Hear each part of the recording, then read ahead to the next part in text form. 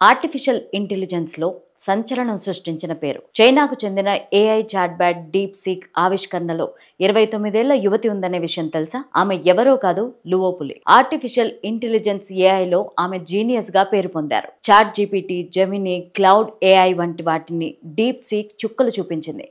Deep seek chatbot America stock market ను shake చేసింది. Apple స్టోర్లో డీప్ సీక్ అగ్రస్థానంలో నిలిచింది. డీప్ సీక్ సక్సెస్ కావడంతో దీని వెనుక ఉన్న లువోపులి ఎవరు అని అంతా వెతుకుతున్నారు.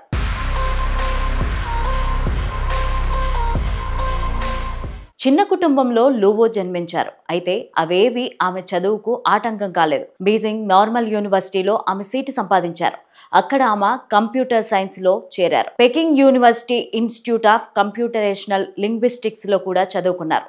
అక్కడే 2019లో జరిగిన ఏసీఎల్ కాన్ఫరెన్స్ లో సమర్పించిన 8 పేపర్లు ఆమె జీవితానికి టర్నింగ్ పాయింట్ గా మారాయి. ఈ కాన్ఫరెన్స్ కు హాజరైన అలీబాబా, షియోమి టెక్ కంపెనీలు లువోపులి ప్రెజెంటేషన్ కు ఆకర్షించాయి. ఇదే ఆమె భవిష్యత్ విజయాలకు దోహదం చేసింది. ఈ కాన్ఫరెన్స్ తర్వాత అలీబాబా సంస్థకు చెందిన డిఐఎంఓ అకాడమీలో ఆమె పరిశోధకురాలిగా చేరారు. అక్కడే బహుభాషా ప్రీ ట్రైనింగ్ మోడల్ విఈసిఓకు నాయకత్వం వహించారు. దీనికి తోడు అలైస్ మైండ్ ప్రాజెక్టులో కూడా కీలకంగా వ్యవహరించారు.